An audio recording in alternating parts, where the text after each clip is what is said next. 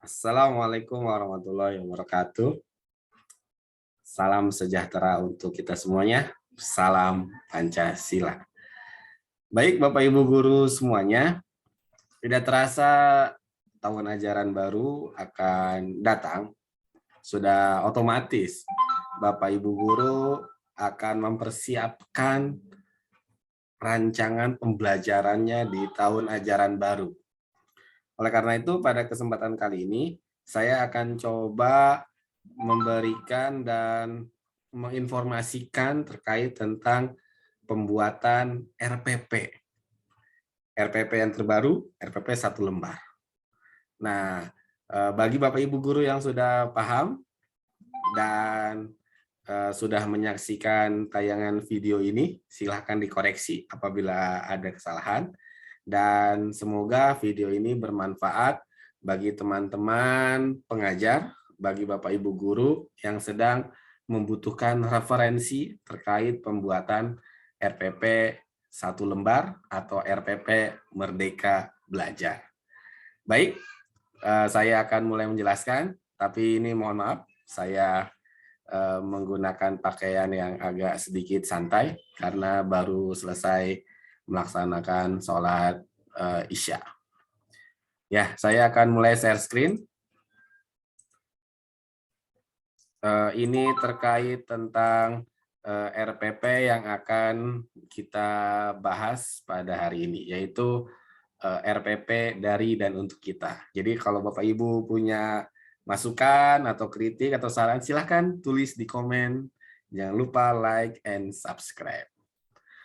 Ya, ini menurut yang saya buat terkait dengan RPP. Nah, untuk RPP yang terbaru atau RPP Merdeka Belajar sebanyak 1 lembar, itu harus berorientasi kepada siswa dalam beberapa hal. Karena ternyata menurut penelitian yang namanya murid ataupun siswa memiliki kecerdasan yang berbeda-beda antara satu dengan yang lainnya. Di sini ada yang memang jago dalam hal logis matematis, sehingga mungkin dia akan kurang dalam hal seni, ataupun ada juga yang jago verbal linguistik, yang memang akan kurang dalam hal matematisnya, kemudian visual spasial, musikal, kinestetik, dan berikutnya. Nah, inilah RPP yang akan kita buat harus berorientasi kepada kecerdasan murid-murid yang akan kita hadapi di tahun ajaran baru. Dari mana kita mengetahuinya? Ya, dari laporan pembelajaran tahun sebelumnya. Ataupun untuk yang kelas 10 SMA bisa melihat rapotnya ketika SMP. Sehingga akan ketahuan nih si A minatnya kemana, si B minatnya kemana, ataupun sebelum nanti pembelajaran, Bapak Ibu harus melakukan yang namanya tes, asesmen diagnostik untuk mengetahui si A ini potensinya ke arah mana, si B ini dia memiliki bakat di mana. Ya, jadi RPP yang akan kita buat harus berorientasi kepada hal-hal yang sifatnya kecerdasan majemuk dari para siswa. Ini saya berdasarkan atas penelitian seorang ahli yang bernama Howard Gardner dari Amerika Serikat. Kemudian yang berikutnya, Bapak Ibu semuanya, dasar hukum penyederhanaan RPP itu yaitu Surat Edaran Mendikbud nomor 14 tahun 2019. Mas Menteri Pak Nadiem setelah menjadi Menteri Pendidikan dan Kebudayaan, Riset, Teknologi, dan Perguruan Tinggi, melihat bahwasanya Bapak Ibu guru ketika mendesain sebuah RPP terlalu banyak, sehingga fokus utamanya bukan memberikan ilmu, tetapi menyusun RPP itu. Makanya akhirnya Mas Menteri mendesain sebuah RPP yang simpel, tetapi berisi, ataupun bahasanya adalah padat dan ringkas. Nah, ini dasar hukumnya, sehingga nanti ketika ada yang nanya, dasar hukumnya apa? Ini Surat Edaran Mendikbud nomor 14 tahun 2019. Nah, Untuk RPP 1 lembar itu hanya berisi 3 hal saja. Yang pertama adalah tujuan pembelajaran, kemudian kegiatan pembelajaran, dan yang terakhir asesmen atau penilaian. Jadi hanya 3 komponen inti ini saja yang harus ada di RPP 1 lembar. Jadi tidak usah terlalu banyak, cukup 3 ini saja. Sehingga tujuan kita mau ngajar itu apa bisa terpenuhi, bagaimana proses pembelajarannya, dan penilaiannya seperti apa. Ya, itu format untuk membuat RPP 1 lembar, cukup 3 hal ini saja yang ada. Yang pertama adalah tujuan pembelajaran, yang kedua kegiatannya, dan yang terakhir adalah asesmen atau penilaian. Kemudian yang berikutnya untuk tujuan pembelajaran. Tujuan pembelajaran secara simpel harus memuat 4 hal yang dikenal dengan nama ABCD. Yang pertama adalah audiens atau orang yang belajar itu. Jadi harus ada kata siswa atau murid. Jadi di tujuan pembelajaran harus ada kata siswa atau murid. Karena tujuan itu untuk siapa? Apakah untuk guru, apakah untuk murid, atau orang tua? Jadi harus jelas. Kemudian B, behavior, perilaku yang spesifik. Ada yang dikenal dengan kata kerja operasional. Misalkan contoh kata kerja operasional, saya akan stop share screen, saya akan perlihatkan salah satu kata kerja operasional.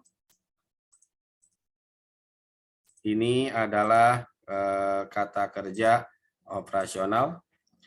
Nah, ini untuk ranah kognitif. Ada yang namanya mengutip, kemudian memperkirakan, menugaskan, menganalisis, mengabstraksikan, membandingkan. Ini merupakan kata kerja operasional ranah kognitif. Dari mana kita dapatnya? Bapak Ibu bisa lihat di internet ataupun bisa melihat buku-buku referensi. Ini semuanya ada. Dari mulai ranah kognitif, ranah afektif, sampai psikomotor, kata kerjanya ada. Jadi untuk behavior, Bapak Ibu tinggal lihat dan ambil dari sini saja. Jadi untuk behavior, Bapak Ibu tinggal ambil kata kerja operasional dari sini. Tadi sudah ada murid, ataupun sudah ada A-nya, audience, kemudian sudah ada behaviornya, kemudian kita akan yang ketiga. Yang ketiga itu adalah, saya akan perbesar, condition atau kondisinya, batasannya. Jadi batasan apa yang Bapak Ibu mau pakai di dalam RPP. Dan yang terakhir adalah degree. Degree itu tingkat keberhasilannya, atau sampai di mana para murid atau para siswa memahami materinya. Biasanya kalau saya suka menuliskan di degree ini adalah dengan kata-kata yang benar ataupun yang sesuai, kayak gitu. Nanti akan kita lihat contohnya. Jadi untuk tujuan pembelajaran hanya 4 komponen ini yang harus ada, yaitu harus ada audiensnya, orangnya, kemudian harus ada behavior, perilakunya, kemudian ada condition, kondisinya bagaimana, dan ada degree, ataupun tujuan target yang ingin dicapai. Nah, itu tujuan pembelajaran. Yang berikutnya, yang kedua, adalah kegiatan pembelajaran. Nah, kalau kegiatan pembelajaran secara simpel dibagi menjadi 3. Ada pendahuluan, ada kegiatan inti, dan ada penutup. Di pendahuluan biasanya melakukan apersepsi, kemudian melakukan absensi kelas, menanya kabar, ataupun flashback, ataupun menanyakan materi sebelumnya. Nah, di kegiatan inti ini bisa diskusi, bisa menonton film, ataupun melakukan brainstorming, semuanya bisa dilakukan di kegiatan inti. Nah, yang terakhir adalah kegiatan penutup. Ada yang namanya melakukan pertanyaan ataupun menanyakan pemahaman murid bagaimana, kemudian membuat kesimpulan atau membuat rangkuman, kemudian merencanakan kegiatan apa berikutnya, ataupun memberikan tugas. Nah, itu kegiatan pembelajaran yang memang harus ada 3 poin, yaitu pendahuluan, kegiatan inti, dan kegiatan penutup. Yang berikutnya penilaian, yang nomor 3. Nah, penilaian ini Bapak Ibu sudah paham, yang dinilai tidak hanya kognitif, tapi juga penilaian sikap. Sikap itu baik di dalam kelas maupun di luar kelas bisa dinilai. Apalagi kita sebagai guru PPKN harus betul-betul menilai sikap seorang murid atau siswa. Tidak hanya di dalam kelas, tetapi di luar kelas juga bagaimana. Ataupun kita juga bisa bertanya kepada orang tuanya di rumah sebagai penilaian sikap penunjang. Nah, itu penilaian sikap. Ada juga pengetahuan. Ini Bapak Ibu sudah mafhum, sudah paham. Ada tes tulis, ada lisan, dan ada penugasan. Untuk yang berikutnya, kalau saya terlalu banyak ngomong juga nggak enak ya. Maka saya akan memperlihatkan terkait tentang RPP yang sudah saya buat. Nah, ini adalah contoh RPP yang sudah saya buat. Saya akan perbesar. Yang pertama, biasanya ada yang namanya mengetahui ataupun kepala RPP. Nah, ini disebut dengan kepala RPP. Di sini itu menjelaskan informasi. Jadi orang dari atas sudah bisa melihat apa yang akan kita bawakan di dalam pembelajaran kita pada hari ini. Nah, kalau kepala ini biasanya selalu sama, bentuknya, formatnya. Ada identitas sekolah, ada mata pelajaran, ada kelas, semester, kemudian materi pokok, dan alokasi waktunya.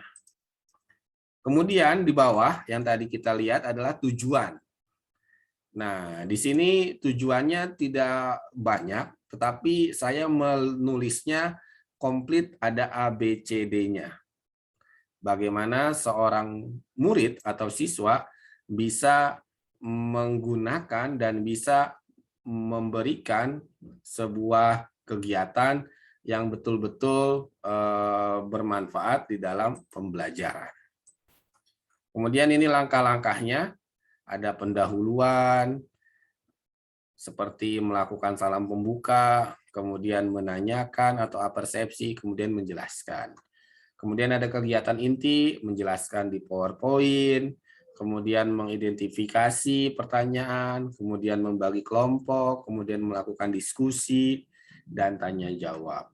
Dan terakhir ada penutup, yaitu memberikan kesimpulan, baik peserta didik, murid, ataupun guru, kemudian juga mengambil nilai moral, kemudian merefleksikan, dan yang terakhir mengucapkan salam. Untuk penilaiannya, untuk sikap saya melakukan observasi dengan melihat keaktifan murid di kelas dan di luar kelas. Kalau untuk pengetahuan dengan menggunakan tes tertulis, pilihan ganda dan uraian, serta ada penugasan.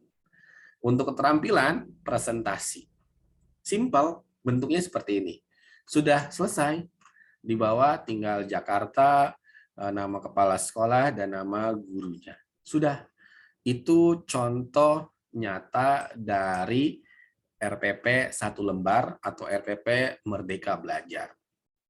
Saya yakin Bapak Ibu guru sudah paham, otomatis akan ada banyak masukan dan kritik dari yang tadi saya sampaikan. Saya sangat menanti sekali, karena ini akan menambah hasanah saya pribadi ataupun teman-teman guru yang lainnya, terutama guru PKN, guru PPKN sebagai garda terdepan pembentukan karakter murid-murid di Indonesia.